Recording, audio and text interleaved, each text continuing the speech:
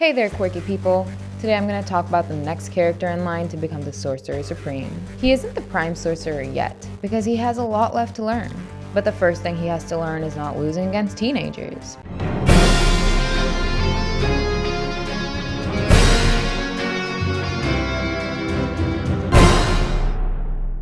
Doctor Strange has been the secret weapon of the MCU. We've witnessed it time and time again in movies such as Infinity War, Endgame, Ragnarok, and even No Way Home. We started getting some visitors. But sometimes, the character is sidelined because the plot needs to happen. I'm sorry, kid. Yeah, me too. Don't. So, for plot conveniences, the writers end up nerfing Strange or handicapping him severely. I mean, do they honestly want us to believe what happened in No Way Home? How could a character who went up against a 4 Infinity Stones wielding Thanos lose to a kid, and that too in the mirror dimension?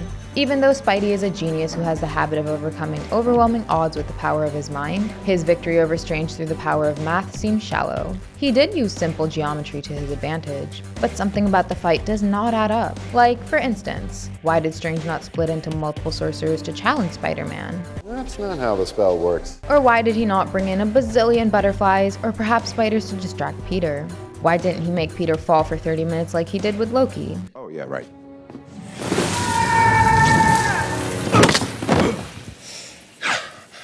I have been falling for 30 minutes! Instead, he was the one who was stuck atop the Grand Canyon for 12 hours this time. You see, there are several problems with the plot of No Way Home, mainly because it takes a lot of liberties with the character of the former Sorcerer Supreme.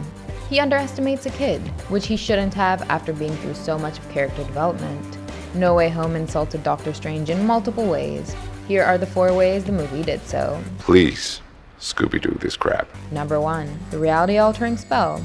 To start the proceedings, let us talk about the main plot point in No Way Home. The call to action for curing the villains comes from the fact that these villains had been pulled into the MCU. This happened because of the spell by Doctor Strange called the Runes of Kofkal. The entire world's about to forget that Peter Parker is Spider-Man. But things went out of hand. While the spell was being cast, it was altered by Spider-Man over and over. This led it to being destabilized, which in turn led to a multiversal explosion and kicked off the entire plot. From every universe. Hello, Peter. But we just want to point out that it was very out of character for Strange to perform such a spell.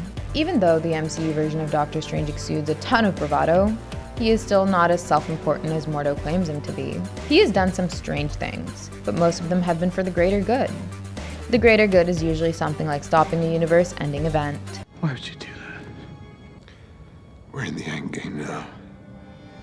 However, in Spider-Man No Way Home, Strange comes off as someone reckless, someone who uses reality-altering spells to cover up parties.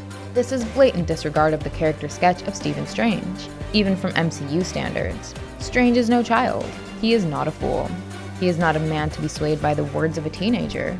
The approach that he takes later in the movie, which involves talking to the character, counseling Peter, that is something he should have done from the start. Or at least, he should have asked Peter every detail about it and planned the spell accordingly. Instead, he hastily jumped into the spell, and then got angry at Peter for being clumsy. We get that he wanted to help, but for the sake of the movie to happen, the writers made him hasty, instead of a patient, wise wizard, which he should have been by now.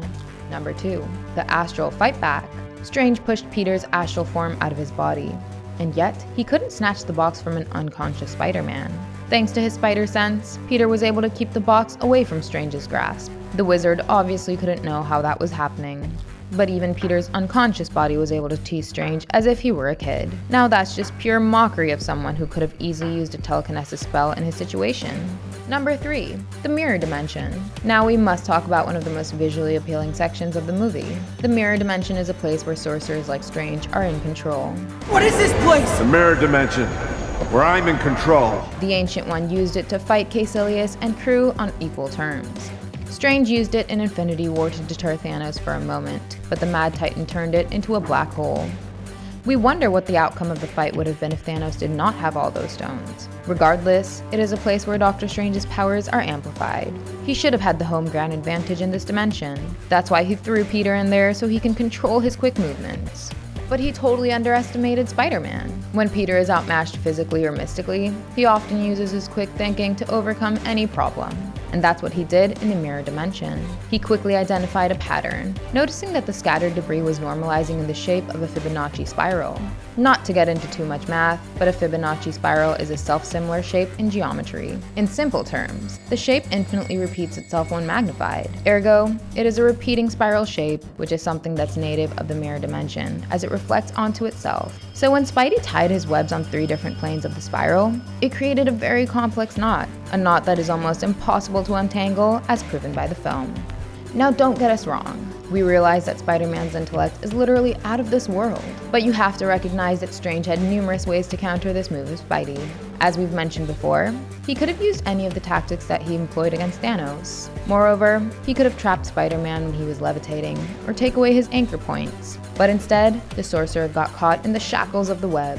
It's funny how he remarks that he was in the tangle for 12 hours. Reminds us of the time when Loki was falling for 30 minutes. And that's another insult, because Peter's webs are supposed to dissolve within a few hours. Right, of course. Yeah, my bad, silly. So was Strange just trapped in the mirror dimension floating over the Grand Canyon with his cloak?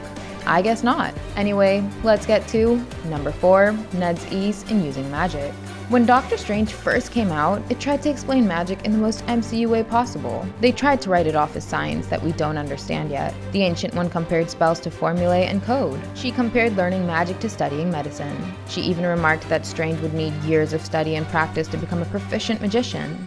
This explanation was also solidified by the difficulty Doctor Strange had while trying to learn to create a portal. The Ancient One had to leave him atop Mount Everest just so he could master this technique.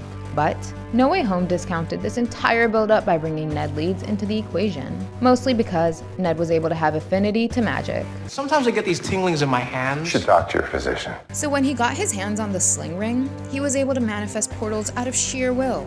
This should not have been possible.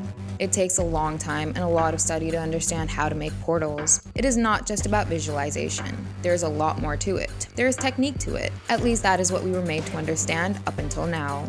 No Way Home has changed all of that by making Ned do what a talented person like Strange took so long to master. But still, I guess that all these insults will be taken as character development to turn Strange into the Sorcerer Supreme. If he'd remember the events of No Way Home, then he'd know that he cannot underestimate anyone in a fight, and that would ultimately make him stronger. Were you guys happy with the way Strange was handled in No Way Home? Let us know your thoughts in the comments. Give us a thumbs up and hit the subscribe button if you agreed with what you saw. And don't forget to check out some more fun content on our channel. Thank you, and I'll see you in the next one. Goodbye!